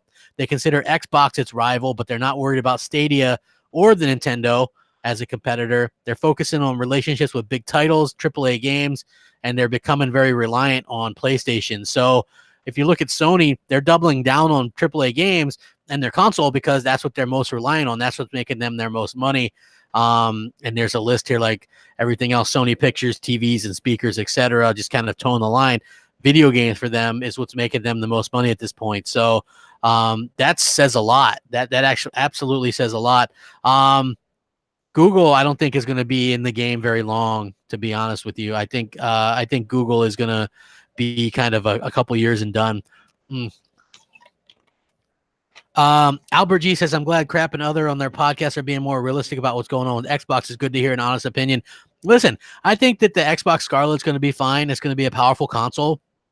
For me personally, I don't want to, I'm not going to buy another Xbox just to play Halo and Forza Motorsport. Like that's not, I'm not really looking forward to that. I don't really care to do that. So for me personally, that's how I kind of feel about it. I know some people would probably feel otherwise and be like, oh, yeah, but here's the truth of the matter, right? So when I got my Xbox One X, I think, what was it, Forza Motorsport 7 or 6? No, 7. Forza Motorsport 7 was a launch title for the Xbox One X, right? So I was playing that on my Xbox One S, and I literally couldn't really tell the difference between it on the S and the X, right? Like those games just always look good. So I can imagine that Forza Motorsport 8 will look good on Scarlet, but it's already 4K 60 on the X. Right? Like what else can they do? It's 1080 60 on the base Xbox One, for crying out loud. So I really don't think that there's much that they can do that's going to impress me there. Now, what I saw from Halo wasn't very impressive either. I think Halo is going to be a great game, and that's all that matters. But I still feel at the end of the day that, that realistically, the fact that Sony looks at Microsoft as competition, but Microsoft kind of overlooks Sony is going to be one of the things that kind of undoes Microsoft in the console space. It's just unfortunate. And I feel like, it's interesting. So Colin Moriarty actually had some interesting takes on this. He says they don't worry about Stadia because of internet connections with internet connections, with Nintendo. Yeah, he's not worried about that. He actually believes you might see something like a virtual console eventually on PS5. And Wall Street Journal says smaller guys feel snubbed by Sony the last few years. So yeah, that could be true. If you listen to it, remember when Sony first started off this generation, they were really, really dependent on those indies. And I always said they were just kind of using these indie developers, right? And then it turns out to be kind of true if you think about it, because once they started getting some of these big games and big exclusives and stuff, they stopped worrying about the indies. They stopped bringing the indies and stuff there. So I do feel like that's something that they have to kind of keep an eye on in the future. Is Microsoft really is kind of doing that indie thing? But I've never knocked indies, right? Like if you like indies, hey, you like indies, man, that's fine with me. I don't particularly care. I think that's cool. I just feel like that's not my thing. That's not the reason why I buy these consoles and stuff. And so, yeah, like for me, that's just basically how I kind of feel about it. And I agree 100%. Like if you like indies, more power to you. But those were never my main reason for buying a console or anything. So, yeah, just that's basically kind of how I feel about it. So I know some of you guys feel the same way as I do. It's kind of like the meat and potatoes versus some of the other things. Hold on, Rich, you guys are going really fast in the chat. Don't feel free to do a super chat if you really got a question you want answered. Not trying, I mean, just even if it's a buck, that way I can see it because I'm kind of looking at this article as well. Rich the Cucumber says, do you think Microsoft will be able to make AAA titles like Horizon, Spider-Man, and Detroit, even if they put them on Game Pass? Rich, I think not. I think that stuff like Gears, Halo, and Forza will be AAA and big, but I think that in the back of my mind, I think Microsoft really thinks that Forza, Halo, Gears, and Fable, that if they release, let's say 2021, they release the next Gears and a Forza Horizon, right? Those are two big AAAs, and then they also release State of Decay 3 and Ori 3, for example, right? To them, that's huge, right? But to someone like me, that's just more Forza, more Gears, and more AA nonsense. Okay, like I want new stuff, and I get Fable coming back is huge because I love Fable, but at the same time, I feel like Microsoft isn't really investing in these big time exclusives the way that Sony is, and that's really that's really disappointing to me. I feel like Microsoft could be doing so much better if they actually just kind of just paid a little bit more attention to what Sony's doing and then sort of adjusted a little bit on the fly, I feel like that would be fantastic. You know, that would be something that would really like blow people away just out of nowhere. Just say, hey, you know, we're really going all in on what we're doing with Xbox for console fans. We know you guys have suffered this generation. It's like, you know, why not admit that Xbox fans have been suffering somewhat? You know, like I don't get that at all. I don't understand that. Orlando Soto says Crap does his own live streams on yesterday and does Crossfire last night and does his usual videos. When does he have time to play? Oh man, usually sometimes in the evening. Yeah, I don't play much on Xbox anymore, admittedly. Mostly I've been playing PlayStation 4 stuff or VR. But yeah, I got, you know, I play maybe an hour and a half a day, sometimes two, depending on what I'm doing. But mostly if you catch me on Xbox, it's either I'm playing one of the kart racers or just on Hulu. I don't like, to be honest with you, I'm just kind of worn out on Xbox. Even the you know, even the multiplats have worn me out to no end. Like it feels just the same old to me. It's not that's not even an Xbox thing. That's just a innovation thing, I guess. It could be just because Microsoft, also because you count on exclusives to really change the pace up, to give you something different to play. And when Microsoft, my main platform has been Xbox, and when Xbox hasn't delivered those exclusives, those unique games, well, then you're stuck just playing nothing but multiplats, and it's like literally, okay, more Call of Duty or more Madden, more Division, more this, more that. Like that to me, more Battlefield. All these games are starting to just get so redundant. So I found that stuff like Nintendo and PlayStation have had these really unique exclusives, and these exclusives that realistically are just absolutely amazing.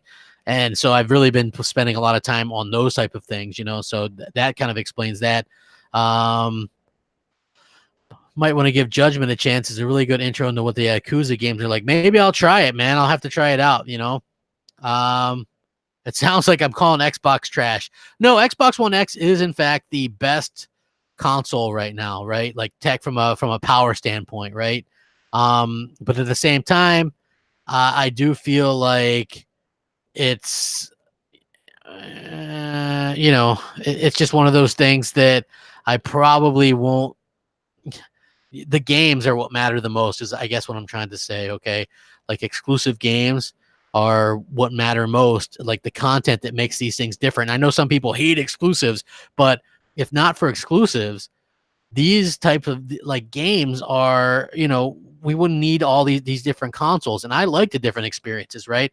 Like we get these big single player bangers from Sony, and we get these great nostalgic bangers from Nintendo, and somehow they keep them fresh, right? Like I'll never understand how Nintendo is able to keep games so fresh, like Zelda Breath of the Wild. How do they keep reinventing these games time and time again? That really kind of blows my mind. And the fact that they're able to do that is super impressive. So, you know, that really kind of surprises me, and it really just kind of blows my mind. And then when you see Microsoft, they're very long, like they have the same, you know, they can do really, really well. I just feel like what the problem is that Microsoft has these games that are long in the tooth, like Sony, like Nintendo, but they don't reinvent them like Sony or Nintendo does with their own games, right? So like Uncharted 4 was like a reinvention of the other Uncharteds. It looked so much better, it played so much better. God of War looked so much better, played so much better than the previous ones. Like they reinvent themselves with their games, and I think that that's really a cool thing for them to do. And I got to say that I'm impressed with their ability to do that. Like Ratchet and Clank, look, that game totally reinvented itself and was one of the best games this generation.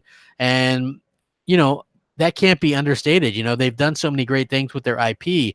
And when I look at what Microsoft has done, Microsoft hasn't done much. They weren't able to do that. They like Halo took a step back, Gears took a step back, Forza Horizon. If not for Forza Horizon, literally Xbox maybe would be trashed this gen, you know. But the fact that they've had Forza Horizon and stuff, I think is good.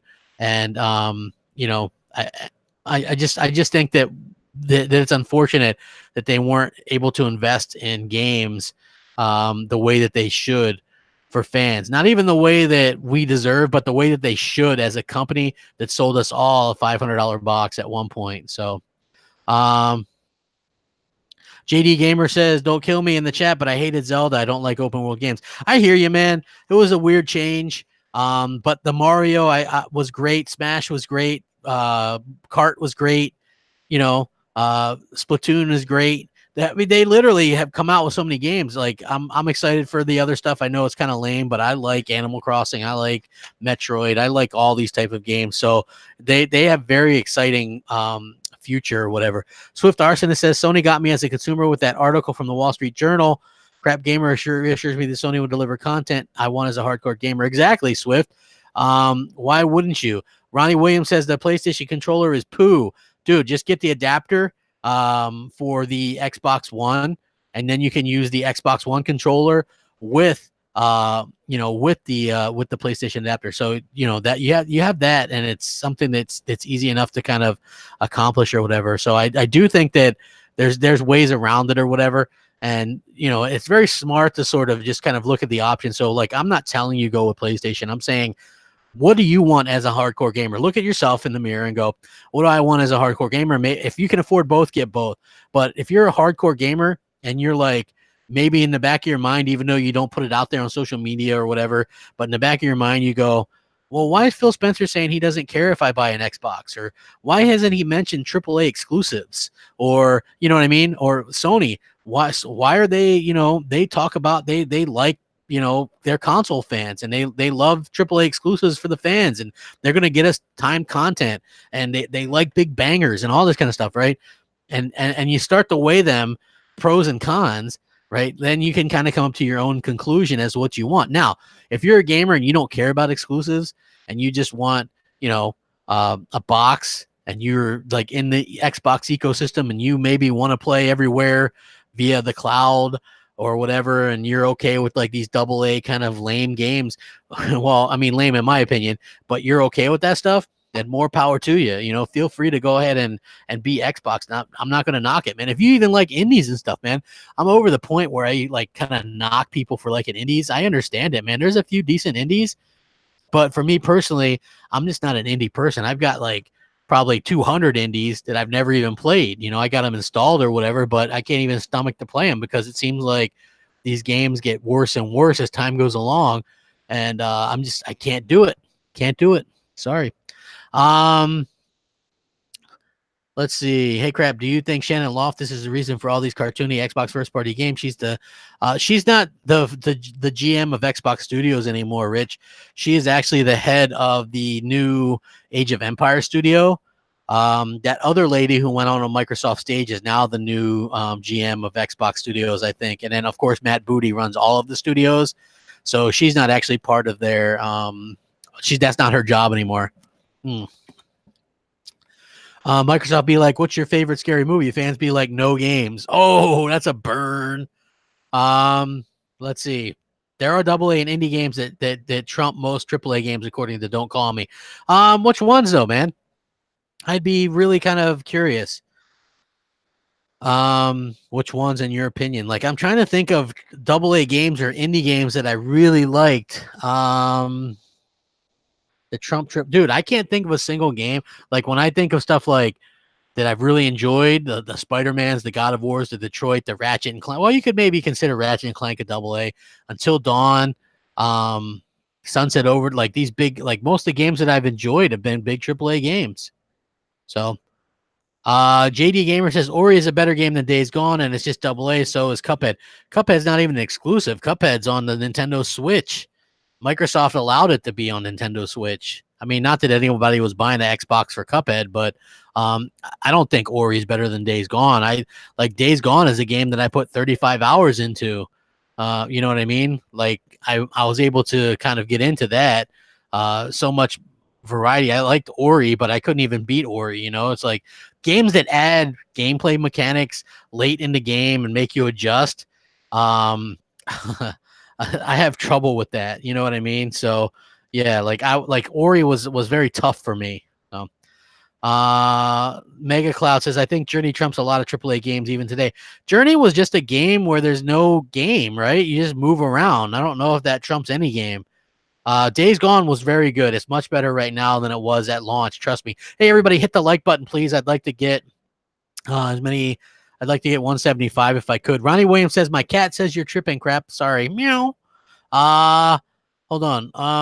Lone Star says Ori is my favorite Xbox game this generation. That doesn't make me feel good about Xbox though.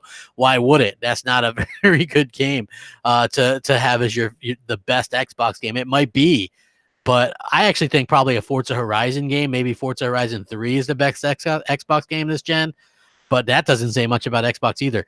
Rich says, crap, Sony just said the world isn't ready for game streaming. Consoles like PS5 are necessary. That's exactly what I like to hear. Sony is doubling down on their consoles and their console fans. And I think that that's really sort of, the big difference between Microsoft and Sony, where Microsoft is like PC and xCloud and take a dump and play your games and, cook out and play your games.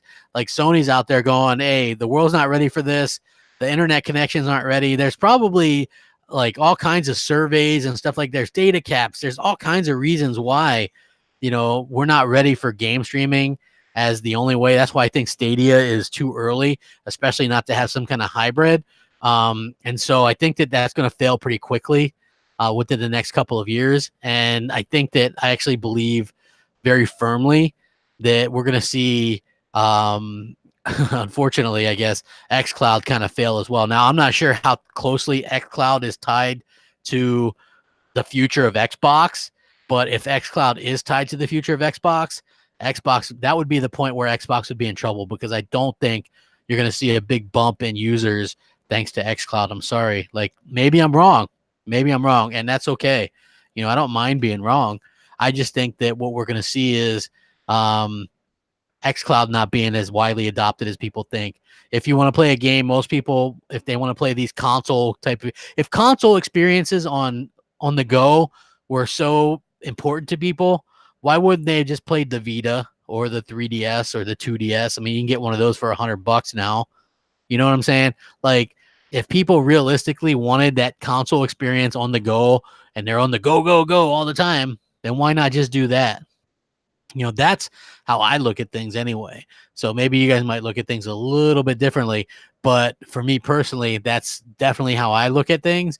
And I would absolutely have to say that I feel like Microsoft is probably overestimating people's willingness to use this and to stick with it or pay for this service, right? Like, I just don't think that they will. Let's see. I'm going to answer some more questions. They play the Switch though. Hey, the Switch, I play the Switch, but I play it on as a console, right? That's how I play it anyway. Like, I know some people might not, and some people might take it on the go, but you also have to keep in mind, if you're playing on a Switch, you're playing that game natively, meaning you're not streaming it, because I feel like streaming it is, streaming it is probably is not going to be a great experience for most people. So that's, I think, one of the bigger differences as well. Just my opinion anyway. Let's see. If you would rather play Bleeding Edge than The Last of Us 2, you have crappy taste in games. Yeah, I mean, look, maybe they just like, mediocre games. I think Bleeding Edge is probably going to be a 65, 70 meta. Next Doc says the Xbox fanboys deserve what's coming. Most claim they're unbiased, but staunchly defend these ridiculous moves. Yeah, like, I think in the back of their minds, some of these Xbox fans are coming around, and I feel like they will, because they're going to go, hey, crap is right, or somebody's right. Microsoft is realistically forgetting about us. Phil Spencer has already said, hey, we don't care if you buy our console. MKai28 says, do you crap on the toilet while wearing VR? If you do, does it make it more immersive? No, I wouldn't be able to find my way to the toilet. I wouldn't be able to find my way. Sonic says, crap, it's time to expand your territory and cover Nintendo. Sonic, I don't know the rules on being able to upload Nintendo gameplay. If I did know the rules, maybe that's something that I could do. Like, I do get a lot of Nintendo games. Like sometimes I'll get, like gifted games or whatever. I would love to be able to cover some Nintendo games. I'm just not sure of the rules. I think the third party stuff you're more able to play, right? Or show. I don't know the rules to that, man. I try to do everything by the book. That's just how I try to do things. So, but I do like the Nintendo Switch a lot, and I do plan on getting Marvel Ultimate Alliance 3. I think that game looks pretty damn good. What do I think about that Halo Infinite that was E3 2019? Okay, so Rich, while I do think that Halo Infinite will be a fantastic Halo game, probably a 85 meta, somewhere around there, 85 to 87 Metacritic. I feel like that what we saw wasn't a good look, right? Because when we saw the engine stuff the year before, we saw all the animals and open world, we kind of assumed, I guess, or maybe wrongly assumed, that we would be getting an open world Halo with animals and maybe Metroidvania type stuff. And now we're back on this little tiny ship, and Master Chief looks like he did in Halo 2, and it's not great in my opinion. So, Guerrilla is supposedly making a multiplayer shooter along with Horizon Zero Dawn 2. Bend already started hiring for a new AAA.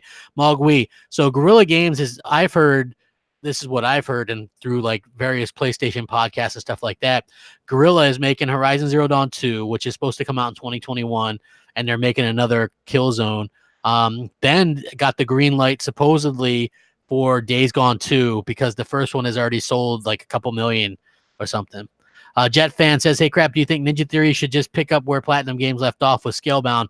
No, I think Scalebound is DOA. Ryzen G says, Crap, you excited for the upcoming NFL season? I'd be more excited if Tom Brady would have retired last year. Like, I hope that guy just lets it go. But I'm excited to see where my young Ravens go. Like, who knows what they're going to do. But they've got a fast offense and some great defenders. So we'll see how that goes. But I am always excited for football, for sure. Hey, man, Baltimore doesn't suck, man. It doesn't. They rule, man. I'm a huge Baltimore fan, man. Don't be hating, you guys. Come on, be real with me. Go Browns. What are you, WRZ Cup? Come on, there. What do you think these new Microsoft Studios will hit their stride? Do you think 2025 before we really see quality exclusives on a consistent basis? I think 2024 is when we're going to start seeing new stuff from these new studios, right? And that's 4 years away, 4.5 years away, something like that. Do you think Control will be what Quantum Break could have been? I think Control will be great. I think it's going to be fun. What was the last straw that broke the camel's back for you about Xbox? Well, I think it's the fact that it's a combination of Phil up there trying to sell me new hardware without selling me any new software or new AAA IPs for a 4 straight year. But I think aside from that, the lies about VR, his conflicting stories about he wants to win with Scarlett, but then doesn't even want people to buy it. Like, he doesn't care if you buy it. Like, what kind of crap is that? Right? You're going to tell me you don't want me as a consumer? You don't want people to buy it because that's not how you make money? Like, get out of here. And then Sony coming through saying, hey, the combination of Microsoft's mixed messaging and their flubbing of E3, in my opinion, like, you had the stage all to yourself. Give us a new console, show us a handful of new games for that console, and go, this is why you're going to buy our console. Here's some great freaking games. Instead, we got a bunch of nothing and multiplats and them saying, wait till next year to see the other games, right? So I think that, coupled with the fact that Sony's saying what they're saying, like, hey, we've got AAA games, we've got AAA content, time content, exclusives. We got exactly what you want as a hardcore gamer. We love our console fans, and Microsoft is too busy trying to say they don't even give a shit if we buy their console. That's a problem. So, Coco Puff says God of War was a wake-up call. It could be. It could be. Tasket says, Paige, all 13 of Gears fans are pissed. The campaign is only 4 hours long. I don't know how long the campaign is. I hope it's longer than 4 hours, though. They've had 3 years to work on this. I hope that it's a lengthy campaign. It should be anyway, right? Let's see. The Rock Solid Gaming says, I talk Xbox had the Xbox Anaconda system was coming, or is that not going to happen? Rock Solid. So Anaconda was the more powerful one, and then Lockhart was the less powerful one. But I guess they scrapped Lockhart. Anaconda is now Scarlet. Like, I guess they're just using that code word for that. So there is no Anaconda, but there is Scarlet. And so that's the one that you kind of have to kind of look forward to. JD Gamer says, do you think that Phil will buy a Japanese studio? And if so, which ones? Also, what games would Xbox make exclusively to make Xbox #1 for you again? I just think Xbox needs to make, for them, like, act like you want me as a consumer, okay? Like, that's the first thing they have to do. Then announce new games, new AAA games. Show me that you can make a quality game. And I know people are going to hate what I'm going to say next. Get some games that score decently on a damn Metacritic for a change. Get some games that are in the mix for Game of the Year for a change, right? Something worthwhile. I know people will go, well, Metacritic doesn't matter. Well, if Metacritic didn't matter, then why do so many of these studios have, contracts that tie into Metacritic, that if they score at a certain percentage, they get bonuses and stuff? Of course they matter. I don't understand why people would think otherwise. As for Japanese studio, who would they buy and who would they sell it to, right? Nobody in Japan even owns an Xbox, and I think, like, Japanese games here,